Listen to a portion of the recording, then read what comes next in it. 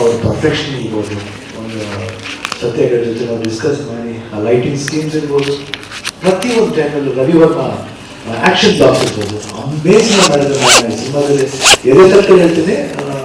ನಮ್ಮ ಭಾರತ ಚಿತ್ರರಂಗದಲ್ಲೇ one of the ಆ್ಯಕ್ಷನ್ಲಿ one of the best action ಆಗುತ್ತೆ ಅನ್ನೋ ನಮ್ಮ ಭರವಸೆ ಇದೆ.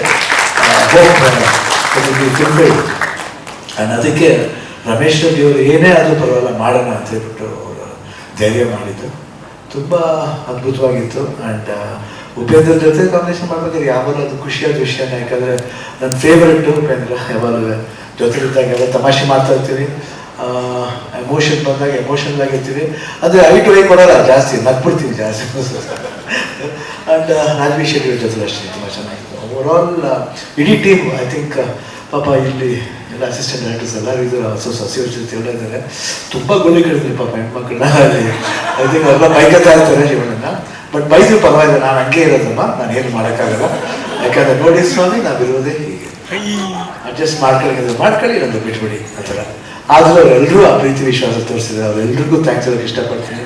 ಹಾಗೂ ಇಡೀ ಪ್ರೊಡಕ್ಷನ್ ಎಲ್ಲರೂ ಕೆಲಸ ಮಾಡಿದ್ರು, ಎಲ್ಲ ರವಿ ಇರ್ಬೋದು, ಮ್ಯಾನೇಜರ್ಗಳು, ಬೇರೆ ಮ್ಯಾನೇಜರ್ ಹೆಸರು ಗೊತ್ತಿಲ್ಲ ಅಷ್ಟು, ಸಾರಿ. ಬಟ್ ಅದು ಸುರೇಶ್, ಆಮೇಲೆ ಯಾರು, ಮಂಜುನಾಥ್, ಕೋ ಡೈರೆಕ್ಟರ್ ಮಂಜುನಾಥ್ ಅವರು. ಸೊ ಎವ್ರಿಬಡಿ ಎಲ್ಲರೂ ತುಂಬ ಸಹಕಾರ ಕೊಟ್ಟಿದ್ದಾರೆ, ತುಂಬ ಥ್ಯಾಂಕ್ಸ್. ಆ್ಯಂಡ್ ನಾನೇನಾದರೂ ನಿಮ್ಗೆ ಟ್ರಬಲ್ ಕೊಟ್ಟಿದ್ದೆ, I am very sorry about it. And otherwise 45 9 number ಬರುತ್ತೆ. 100% I am sure this will be fine.